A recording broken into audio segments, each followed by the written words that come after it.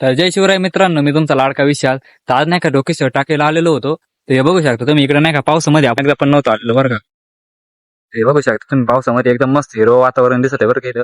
आणि ती नदी बघा तुम्ही एकदा बरं का. नदीला पण पाणी आलेलं आहे बरं का, थोड्यापैकी म्हणता नाही म्हणता चांगलं आलेलं आहे बरं का त्या प्रमाणाने. तर मग एकदा आहे ना वरती जाऊ आपण. तर नाही का वरती जायच्या अगोदर नाही का बूट वगैरे आपण खालीच काढून घेतले बरं का. तर मित्रांनो काहीच विषय नाही बरं का.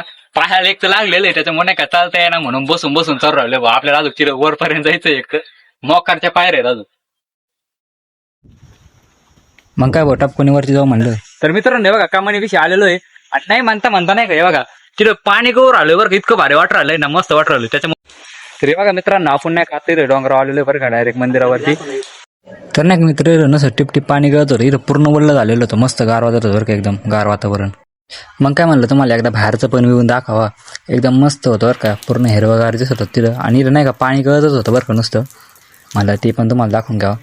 आणि मग न टाईम घालता नाही का डायरेक्ट आपण आतमध्ये आलो. म्हणलं काय ना पहिल्यांदा दर्शन वगैरे करून घेऊ, बरोबर आहे की नाही. दर्शन वगैरे केले नंतरून नाही का म्हणलं आपलं इथं अगोदरचं पण एक व्हिडिओ टाकलेला आहे बरं का. तर यूट्यूबवरती याच्या अगोदरचे 2 व्हिडिओ आहे, पण ते उन्हाळ्यामध्ये आलो होतो त्या टायमाचे बरं का. तर बघितलं इथं पाणी साचलेलं होतं बरं का. आतमध्ये तर मस्त गार वातावरण होतं. इथं आतमध्ये खूप साऱ्या मूर्ती ठेवलेल्या होत्या बरं का, देवाचे वगैरे. पाण्यामध्ये पाय टाकल्यानंतर इतकं गार वाजलं ना, म्हणलं आता लयच खतरनाकमध्ये गार वाजत एखाद्या उद्या सर्जी बिर्जी होते काय म्हणलं. आतमधून जे चाललं होतं ना, पुढच्या साईडला एक बल्ब लावले होते त्याच्यामध्ये दिसत होतं का इथं. कारण की नाही का मित्रांनो मागच्या साईडला पूर्ण अंधार आहे बरं का. नंदीजवळ आल्यास नंतर आहे ना म्हणलं इकडच्या साईडने महादेव पण दिसत होता. म्हणलं तुम्हाला पण दाखवा आहे की नाही. इकडच्या साईडला पण महादेवाची पिंड होती. मग काय तुम्हाला दाखवली वगैरे ती.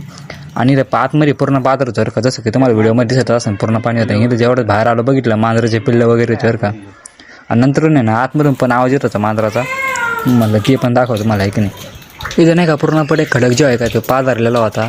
आणि हे जे साईडचं पाण्याची टाकी का आपली ती एकदम फुल भरली होती बरं का. ते इथलचं पाणी काय पिऊ नका बरं का तुम्ही. आम्ही आलो तर एक मोठी बेंको याच्या आतमध्ये गेलेली बघितलं बघून मी. त्याच्यावर मित्रांनो नाही का आपण आता खाली जाऊ आणि ते नदी जातो पण तुम्हाला एकदा व्ह्यू दाखवतो मी.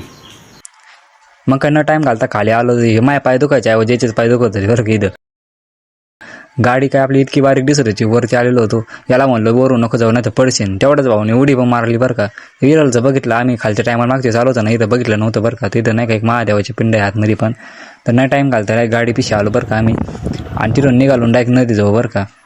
म्हणलं आता तुम्हाला नदी दाखवायची. मग काय डायरेक्ट नदी जाऊ आलो. नदीला तसं चांगल्यापैकी पाणी आलेलं होतं का त्या मानाने, बरोबर आहे का नाही. होईल आहे ना. तुम्हाला एक गोष्ट दाखवू का. खाली नाही का इथं पैप आहेत ना लावलेली जर का रस्त्यावरती पाणी न साचू त्यासाठी बरं का. तर आहे ना रस्त्यावर जेवढं पाणी येतं ना ते सगळं खाली जातं बरं का पायपा वाटे बरं का.